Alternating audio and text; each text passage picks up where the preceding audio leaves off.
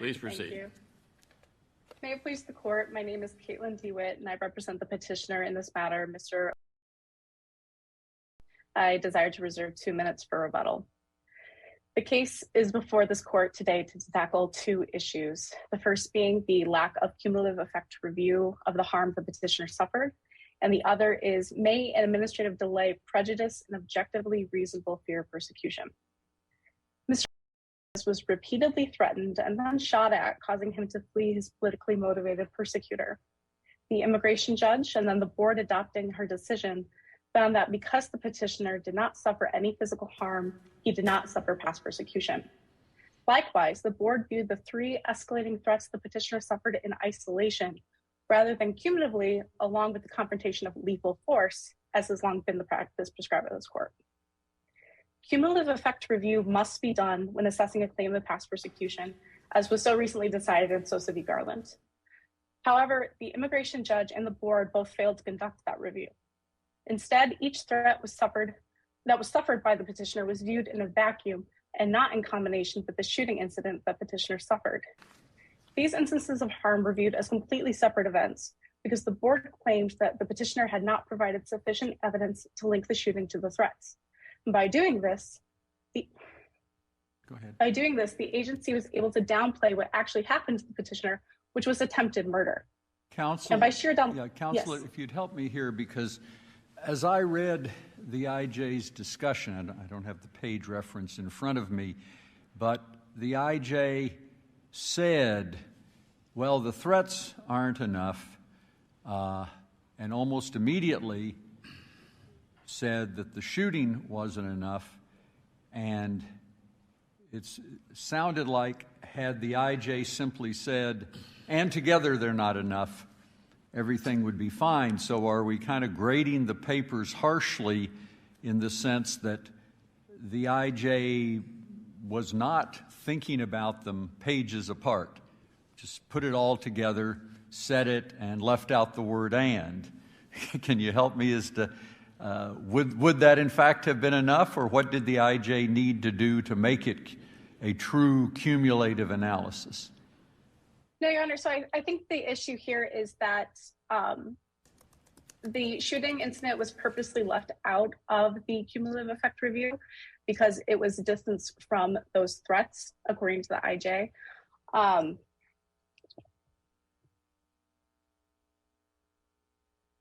It's the same thing with the exhaustion doctrine. We don't need a specific, cumulatively, these do not work, but the issue is it was kind of a disposed conclusory argument that the threats were not enough and then the shooting was not enough, when really if we look at the threats piece by piece, each grows in menace exponentially. So I think that's the issue we have here. Well, Ms. DeWitt, let me follow up with a question on that.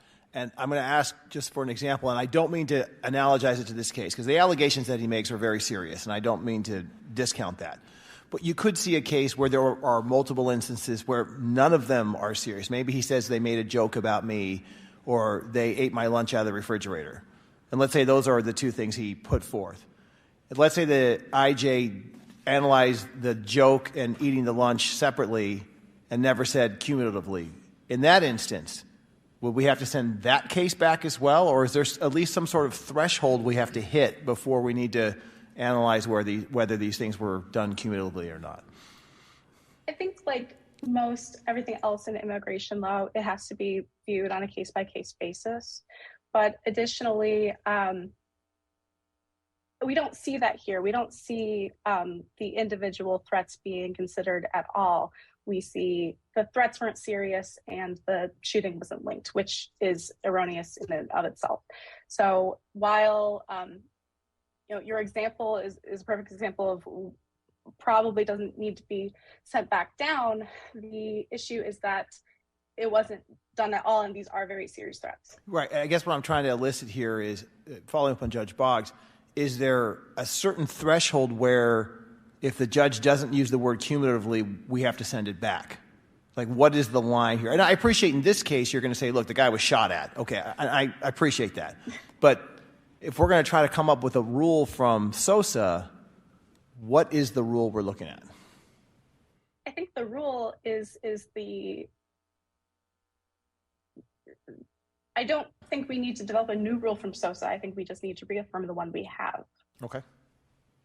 But with respect to the shooting, if I could take you there for a minute, because he does seem to say different things at different times, but at the very end, when the judge goes back to him again, it does seem to be consistent with his theory that this is the only guy that I've had a beef with, so he must have been the one that shot me. I mean, at some points he says, I can't see him. At some points he sort of says, but isn't it certainly you're not compelled to believe that that this was the same man who shot him, who had been making these earlier threats, who themselves, you're right, a death threat is bad, but they're separated by many, many months in a way that does seem like the IJ could legitimately say, this is a personal beef, this is not a high-level persecution by a political actor. I mean, how do you read the parts about who shot him?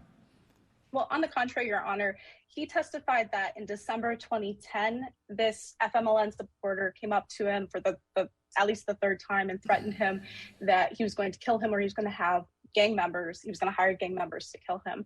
And then in January 2011, so just weeks later, not months, this shooting occurred. And as you said, he's the only person that he'd had any issue with. And as well, testimony shows that he was alone on that street where he was shot at. So there we really have a good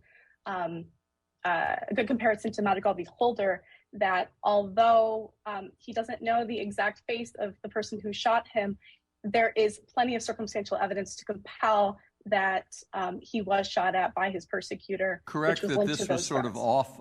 I mean, it was on a separate street, but it was off of this Central Festival Plaza area. Correct. I believe the word he was searching for was maybe an alley. That's how I visualize it.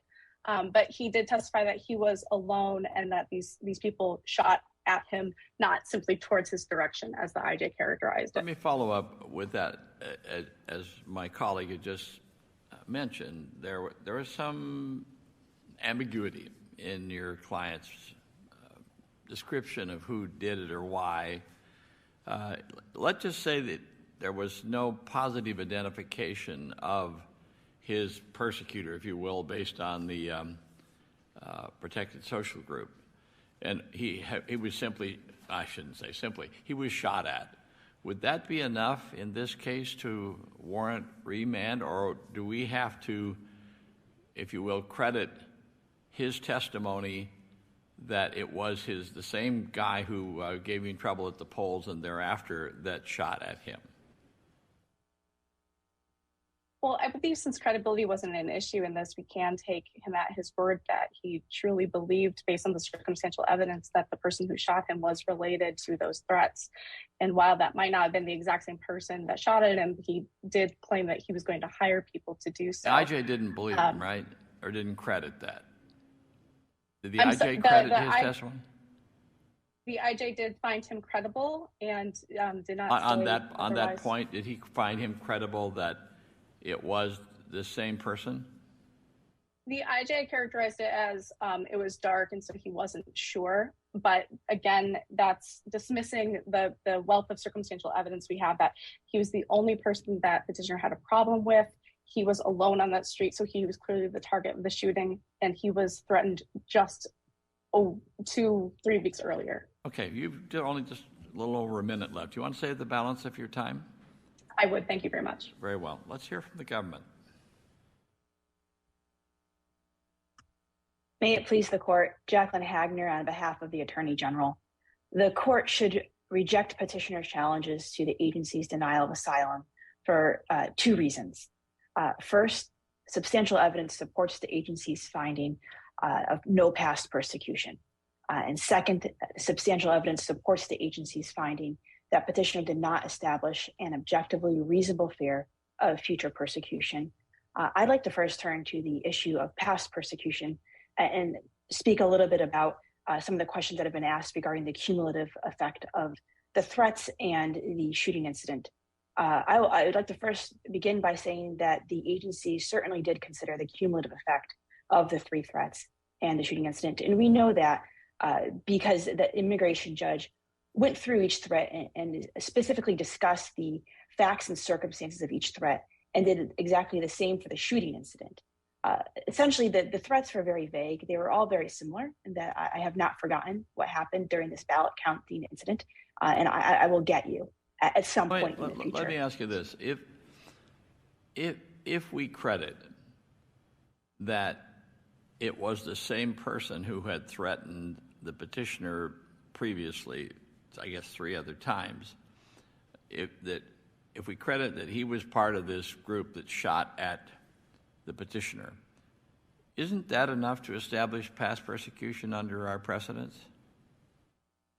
I think that's that would be a question for the agency, Your Honor, because I don't believe that the agency found that it was. No, I understand that, but please understand me. What I'm asking is, if arguendo, we say that there's credible evidence that the same person that threatened the petitioner 3 different times, and specifically saying he's going to kill him or have him killed, that we credit that he was part of this group that shot at him.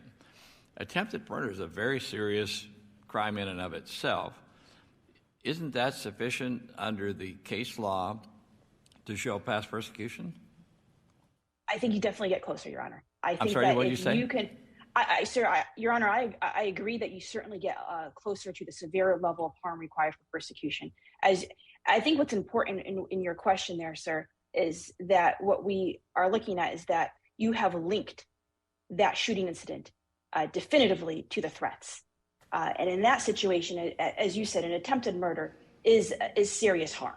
And I do think that this court's case precedent finds that. He doesn't have to actually be successfully hit with a bullet, right?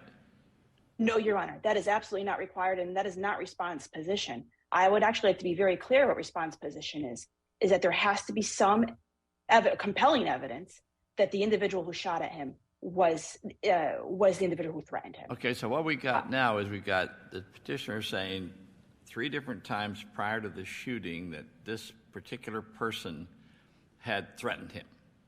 The last one that he threatened he was going to have him killed or he would kill him. There's then a shooting. He states that he believes that the same person that threatened him was part of the shooting group.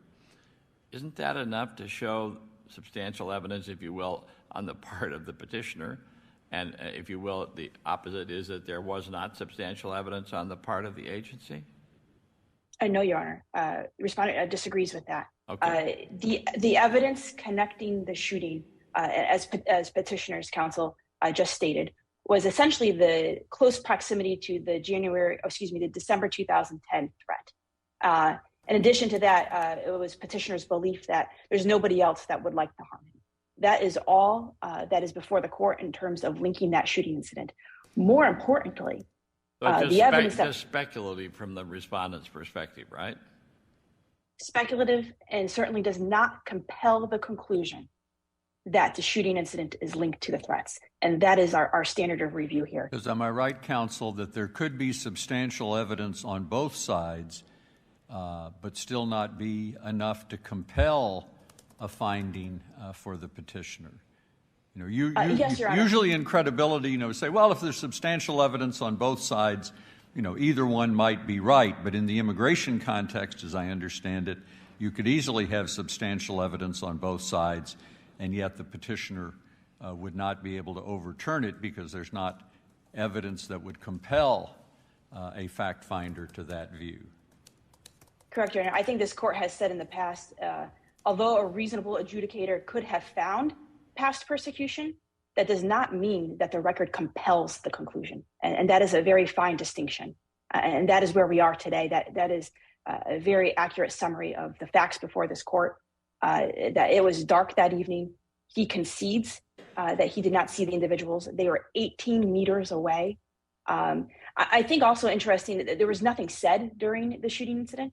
So for instance, the shooters did not say, this is what you get for that ballot counting incident. They did not identify themselves in any way. For instance, they didn't say, we're the Mara's gang, as the individual had threatened to get the Mara's gang to go after petitioner. There was simply none of that type of evidence to link the shooting incident. And that's where the agency landed here. That's what they looked at. Those were the facts before the agency. And for that reason, substantial evidence supports their conclusion that the shooting incident is not linked to the threats, or the evidence does not compel that conclusion. I would like to move on to, actually, I believe it was Judge Boggs had asked the question in regards to what more could the immigration judge have done to indicate that he did a cumulative analysis. If it helps, I think it is helpful to look at the immigration judge's decision that he cited to this court's decision in Hoekse. And Hoekse is a cumulative analysis case. In fact, I believe that the facts of Hoekse are very similar to the facts of this case, where we have several threats and then a physical interaction, or I think it might have been actually a shooting incident as well. And in that case, this court considered the cumulative analysis and that it did not rise to the severe level required for past persecution. And so the response position is that the immigration judge, in citing that case, certainly broadcasted to the board and to this court that it understood the requirement to conduct a cumulative analysis, and said, hey, look. So from the government's perspective, Salgado, Sosa, and from your perspective, earlier presidents were satisfied here, right? Absolutely, Your Honor. I wrote Salgado Sosa, so I have a little affinity for it. What can I say? I understand, Your Honor. The respondent's position is that the agency, both the board and the immigration judge, sufficiently cited to law and cited to a valid case precedent from this court that was very relevant and highly persuasive.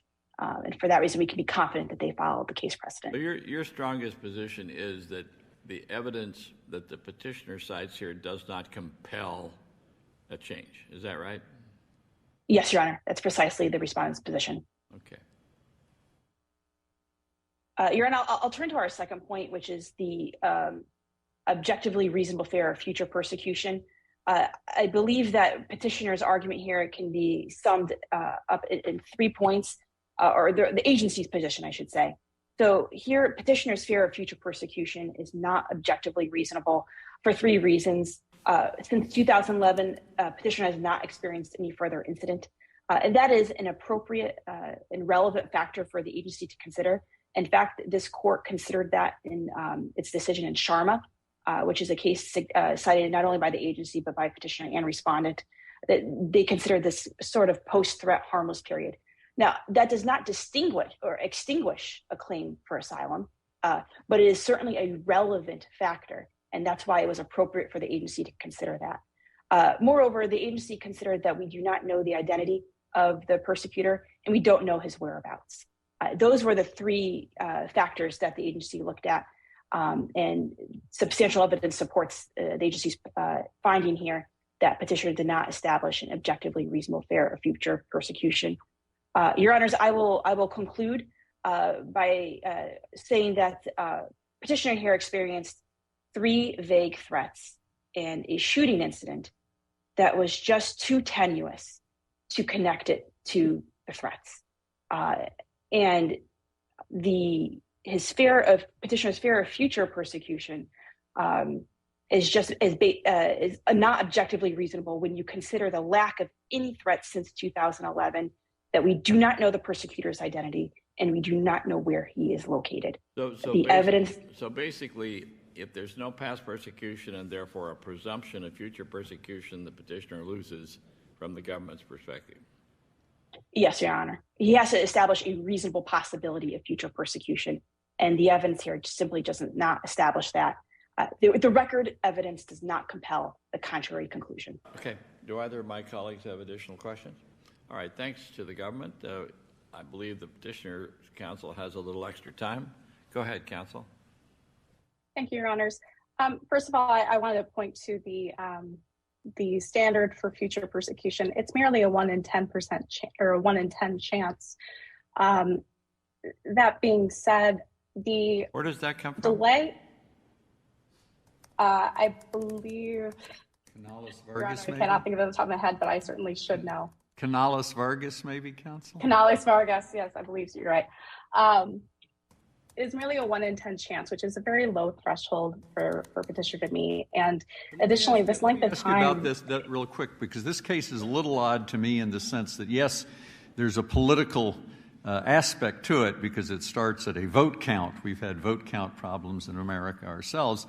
But it smells of a personal beef. That is, and there's nothing that says, we are the FMLN and we're going to get you right-wingers or vice versa. So that makes the future probability pretty low in the sense that it's not like you're returning to a hostile political environment. You potentially have this guy you have a beef with that might be potentially somewhere. How would you react to that? Respectfully, Your Honor, the beef he has with petitioner is based on his political opinion, and provided that the government is unable or unwilling to protect petitioner, it doesn't matter whether he's entering a hostile political environment or not. But he did go to the police and they took a report, quite a detailed report as I see from the record, isn't it? They took a report, but country conditions in El Salvador, you'll see that police corruption is very rampant, and whether they take a report is not as good of a litmus test as whether an arrest is made, and we don't see that in this case. Other questions by either of my colleagues? All right, we thank both parties for their argument. The case just argued is submitted.